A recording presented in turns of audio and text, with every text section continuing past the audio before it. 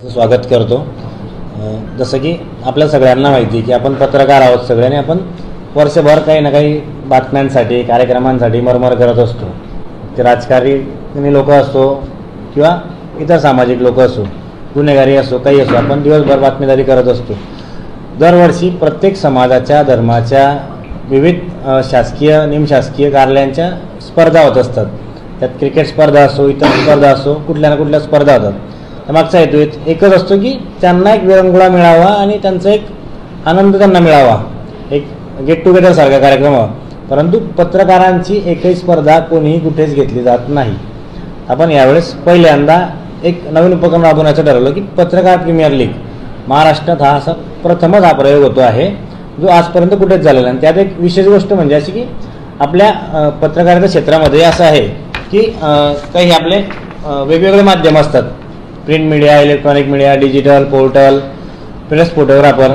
तर या सगळ्यांना एका व्यासपीठावर आणणं म्हणजे फार अवघड काम आहे। तर त्याच म्हणजे त्याचा आपण एक छोटासा प्रयत्न यावर्षी करतोय।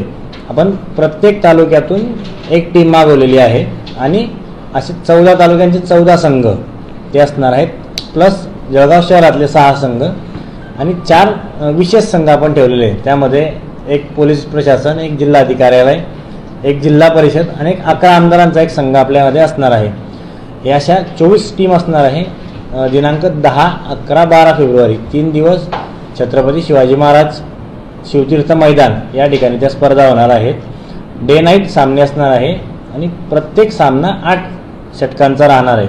आणि त्यात आपण जो खन्नाट जो फिमेक्स बॉल असतो त्या बॉलवर आपण तो टेनिस बॉलवरती मॅचेस खेळल्या जाणार आहेत। आपण याचा एक प्रथम टप्पा म्हणून तालुका लेवलचे पत्रकारांची नावं मागवलेत की जे खेळण्यास इच्छुक आहेत। त्यात सर्व मीडिया इन्क्लुडिंग आहेत।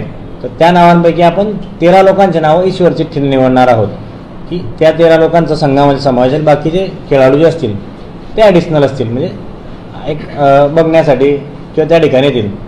आणि या कार्यक्रमासाठी आपण जवळपास 1,00,000-1.5 लाख रुपयाचे बक्षीस आपण ठेवलेले आहेत। त्यात ट्रॉफी आहेत, ते सर्टिफिकेट आहेत आणि आपला अजून प्रयत्न सुरू की आणखी काय देता येईल पत्रकारांना, असं आपलं एक नियोजन असणार आहे।